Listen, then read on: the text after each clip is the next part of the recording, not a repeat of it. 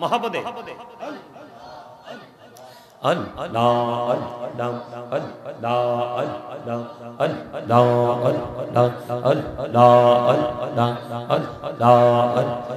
পাগল পাড়া মনটা শুধু খুঁজে দিবানিসি কেমন করে বলবো গো দয়াল কেমন করে বলবো গো দয়াল তোমায় ভালোবাসি আল্লাহ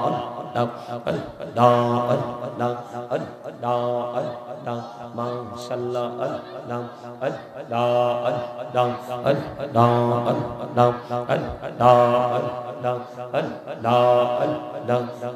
চূড়াতে একলা যখন ভাবি তোমায় নিয়ে হৃদয়টাকে শীতল করি হৃদয়টাকে শীতল করি চোখেরই জল দিয়ে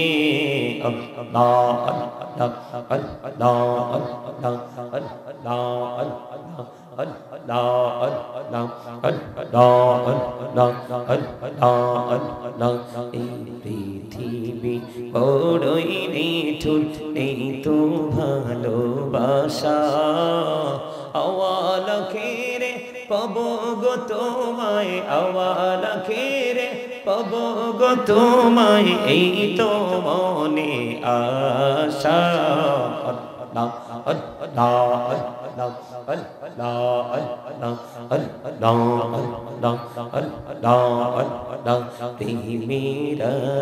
করে গো নবী মেহরা যেতে যাইয়া মেহরা করে গো নবী মেহরা যেতে যাইয়া দয়াল প্রভু দিলেন মেরাজ দয়াল প্রভু দিলেন মেরাজ মুমিনের লাগিয়া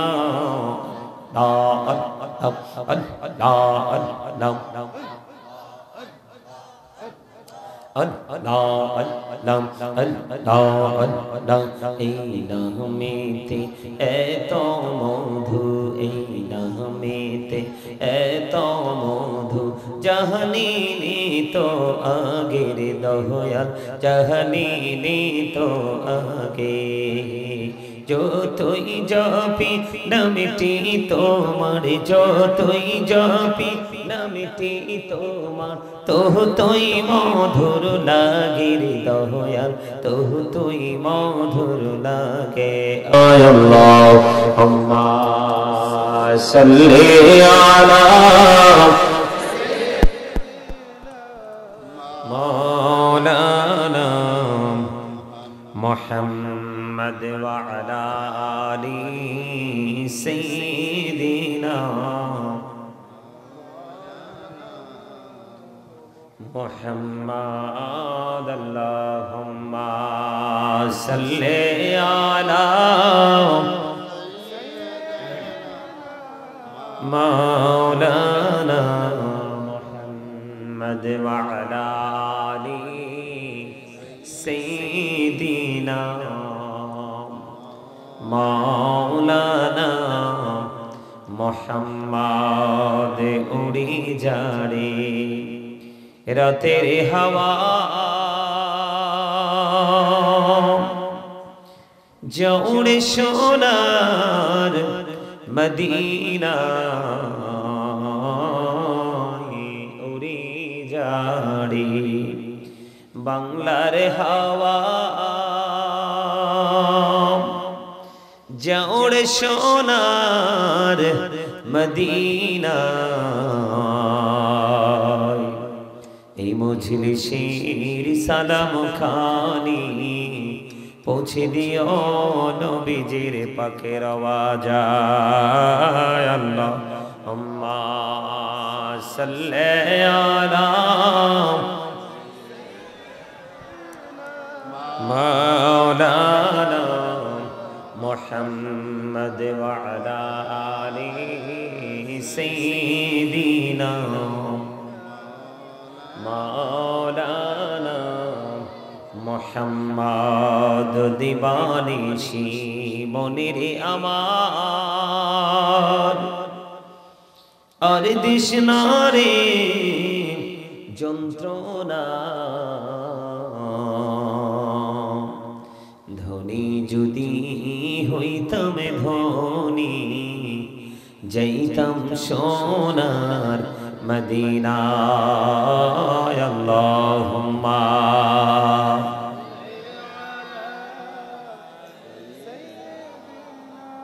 মাওলানা মুহাম্মদ ওয়া আলা আলিহি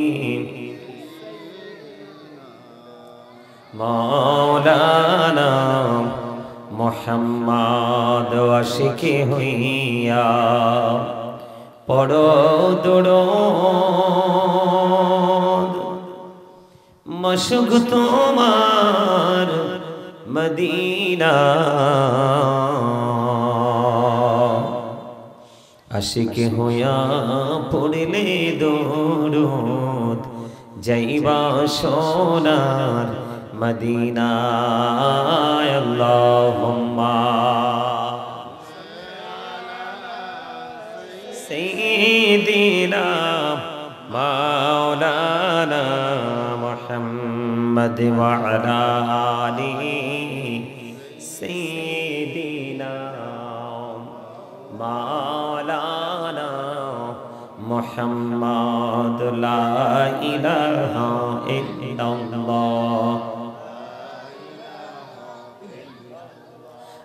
লা ইলাহা ইল্লাল্লাহ লা ইলাহা ইল্লাল্লাহ লা ইলাহা হায়রে কত সুন্দরী মদিনা যাইতে এই মন দিবানা হায়রে দয়া করো দয়াল আল্লাহ দয়া করো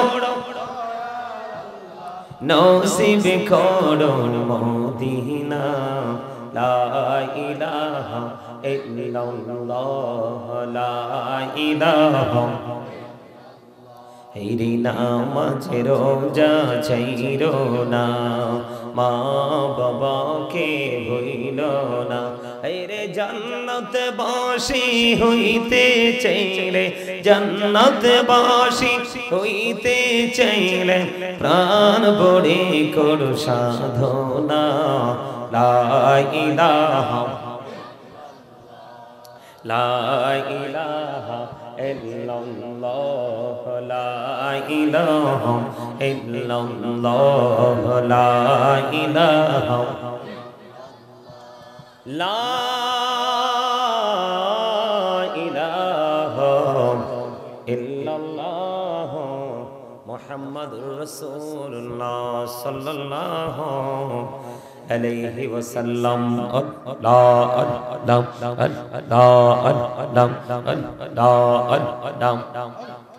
মহাপদে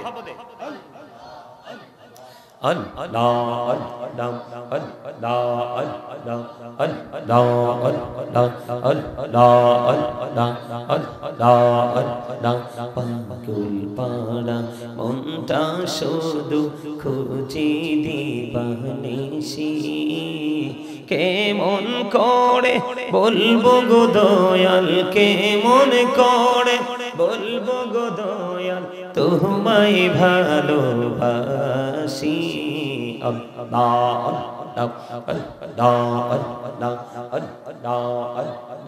মাশাআল্লাহ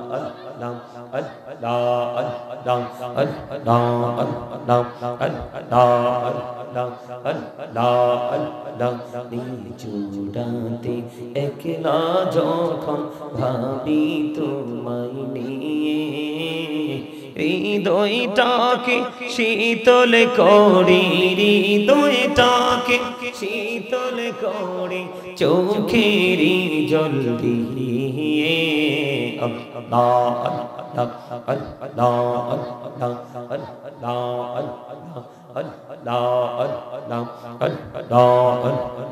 আল্লাহ আল্লাহ এই পৃথিবী বড়ই নিঠুর নেই তো ভালোবাসা আওয়াল খেরে পাব গো তোমায় আওয়াল খেরে পাব গো তোমায় এই তো মনে আশা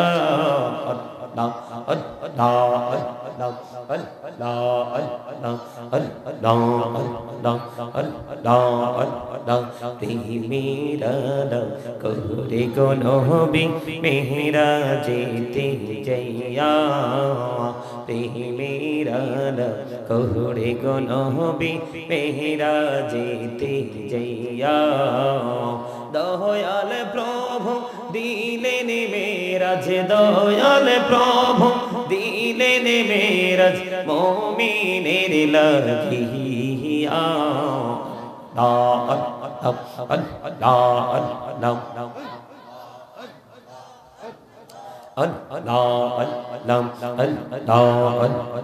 এই নামেতে এত মধু এই নামেতে এত মধু জাহানিনি তো আগের দয়াল জাহানিনি তো আগে যতই জপি নামটি তোমার যতই জপি নামটি তোমার তুই মধুর লাগে রে দয়াল তুই মধুর লাগে আল্লাহ আল্লাহ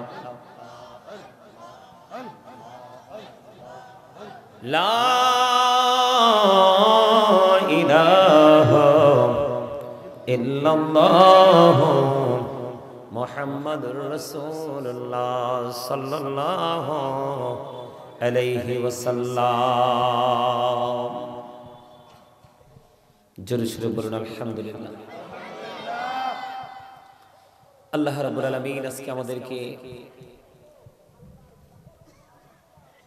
আল্লাহ রাব্বুল আলামিন আমাদেরকে আজকে জান্নাতের বাগানে আসার বসার তৌফিক দিয়েছেন সে শুকরিয়া তান সকলে পড়ুন আলহামদুলিল্লাহ উপস্থিত সম্মানিত উলামায়ে কেরাম আমন্ত্রিত অতিথিবৃন্দ দাড়িপাকা আমার মুরব্বী বাবারা যুবক ভাইয়েরা পর্দার অন্তরালে রয়েছেন আমার মা ও বোনেরা বিশেষ করে আজকে যারা বাক্সার পশ্চিমপাড়া আহমদ আলী গাজী স্মৃতি কমপ্লেক্স জামে মসজিদ ও প্রবাসী যুব সমাজের উদ্যোগে আজকে বাৎসরিক ওয়াজ ও দোয়ার মাহফিলের আয়োজন করেছেন আপনারা যারা টাকা দিয়ে পয়সা দিয়ে অর্থ দিয়ে বুদ্ধি দিয়ে শ্রম দিয়ে সার্বিক সহযোগিতার মাধ্যমে আজকের এই জান্নাতের বাগান সাজিয়েছেন সকলের প্রতি আমার আন্তরিক সালাম আসসালামু আলাইকুম ওয়া রাহমাতুল্লাহি ওয়া বারাকাতুহু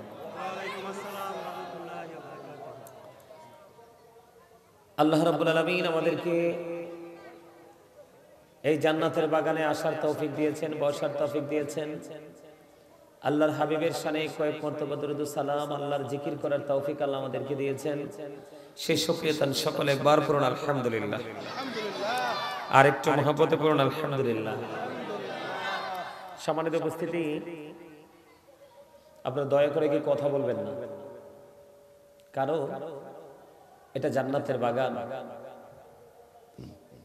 জান্নাতের বাগানে আসলে মানুষের গুনাহ ঝরে যায় কি হয়ে যায় আপনার জীবনের আমল থেকে যত বেশি গুনাহ ঝরাতে পারবে আপনি তত বেশি আল্লাহর দিদার প্রাপ্ত বান্দাদের অন্তর্ভুক্ত হতে পারবেন কারণ গুনাহ এটা একটা অপরাধের কারণে এটা একটা আপনার আমার প্রত্যেকটা মানুষের জীবনে এটা একটা অন্ধকারাচ্ছন্ন একটা মানে কি বলবো গজব কি যেটা একেবারে অন্ধকার যেটা মানুষকে একবারে শেষ পর্যন্ত শেষ ফায়সালা পর্যন্ত মানুষকে জাহান্নামে নিয়ে পৌঁছায় তো এই গুনাহ যার থাকে সে কিন্তু আল্লাহওয়ালা হতে পারে না যার আমল থেকে গুনাহ জড়ে যেতে পারে গুনাহ জড়ে যায় সেই আল্লাহওয়ালা হতে পারে এখন এই গুনাহ যদি আপনি গুনাহ থেকে যদি আপনি মুক্তি পেতে চান মাফ পেতে চান তাহলে কিন্তু আপনাকে কি করতে হবে গুনাহ মাফের যে রাস্তা সেটা খুঁজে বের করতে হবে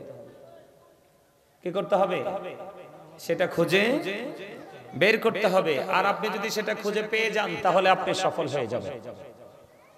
আর সেটা খুঁজে বের করার, সেইভাবে চর্চা করার, যতগুলো ধর্মীয় চর্চা করার জায়গা এর মধ্যে, এটা হলো আমরা বাংলাদেশের মানুষের শীতের সৃজনে, শীতের মৌসুমে, এটা হলো আমাদের জন্য একটা প্রেমময় একটা কাজ। বাংলাদেশের সকল মুসলমানই চায়, যেই ঘরানারই হোক না কেন, সবাই চায় যে তার এরিয়াতে এরকম একটা কি আসুক, জান্নাতের বাগান সাজানো হোক। যার যার পছন্দের যারা হুজুর আছে, আলেম আছে, বক্তা আছে, আলোচক আছে, তাদেরকে আমরা ইনভাইট করব, এটাই স্বাভাবিক, তাই তো? এখন আপনি শুধু মাহফিলে আসলেই কিন্তু আপনি মাহফিলের শ্রোতা নন। আপনি কিন্তু শুধু মসজিদে আসলেই কিন্তু মসজিদের মুসল্লি নন।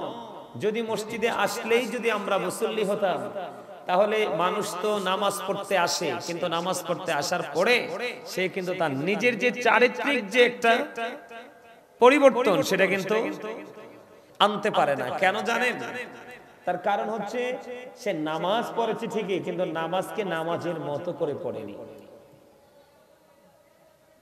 সে নামাজ পড়েছে ঠিকই, কিন্তু যেই নামাজের মধ্যে থাকার কথা প্রেম, যেই নামাজের মধ্যে থাকার কথা মনোযোগ, যেই নামাজের মধ্যে থাকার কথা তাকওয়া, যেই নামাজের মধ্যে থাকার কথা সর্বোচ্চ সচেতনতা, এগুলো কিন্তু এখনকার নামাজের মধ্যে খুঁজে পাওয়া যায় না। এই জন্য সে নামাজ পড়ার পরেও নিজেকে সে কি করতে পারে না, পরিবর্তন করতে পারে না। পারে না। আমার দিকে দেখেন, আল্লাহ রাব্বুল আলামিন একবার সুন্দর করে বলে দিয়েছেন, O believers you fear me. আল্লাহ ইমানদারকে রেখে বলেছে, ইমানদাররা তোমরা আমাকে কি করো? তোমরা আল্লাহকে কি করো?